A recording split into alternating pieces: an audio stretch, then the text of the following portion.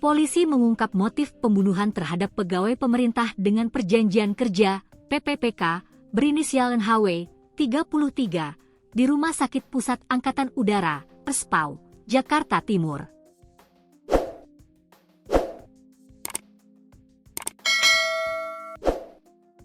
Jasad korban ditemukan dalam kondisi berselimut di dalam rumah kontrakan di wilayah Jatiwaringin, Kota Bekasi, Jawa Barat, Rabu, 4 Februari 2026. Dalam kasus ini, polisi telah menangkap dua pelaku berinisial R, 28, dan ARS, 27. Keduanya diringkus di wilayah Sukabumi dan Cianjur, Jawa Barat. Kabid Humas Polda Metro Jaya Kombes Budi Hermanto mengatakan, para pelaku menghabisi nyawa NHW karena berniat menguasai sejumlah barang berharga korban.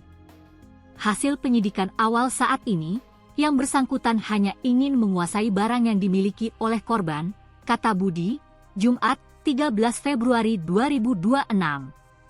Meski demikian, Budi menyebut penyidik masih mendalami pengakuan korban yang nantinya bakal dicocokkan dengan keterangan saksi-saksi lainnya. Saat ini penyidik masih melakukan klarifikasi terhadap pihak-pihak yang berhubungan dengan dugaan motif dari yang dilakukan oleh pelaku tersebut, ujar Budi. Kenapa demikian? Karena tentunya kami masih berkonsentrasi pada mengkonstruksikan pasal pidana yang berkaitan dengan peristiwa hukum yang terjadi tersebut, imbuh dia. Adapun penemuan jasad NHW bermula saat rekan kerja korban berinisial SR kesulitan menghubungi korban. Selain itu, korban juga tidak masuk kerja selama beberapa hari. Rekan kerja korban curiga karena sejak Senin seharusnya korban masuk kerja, namun tidak ada kabar dan tidak dapat dihubungi, ungkap Kabid Humas. SR lalu berinisiatif untuk mendatangi kontrakan tempat tinggal korban. Namun, setibanya di lokasi, kontrakan tersebut dalam kondisi terkunci. SR pun menghubungi pemilik kontrakan untuk meminta kunci seret. Saat pintu berhasil dibuka, korban ditemukan dalam kondisi berselimut dan tubuh yang sudah menghitam.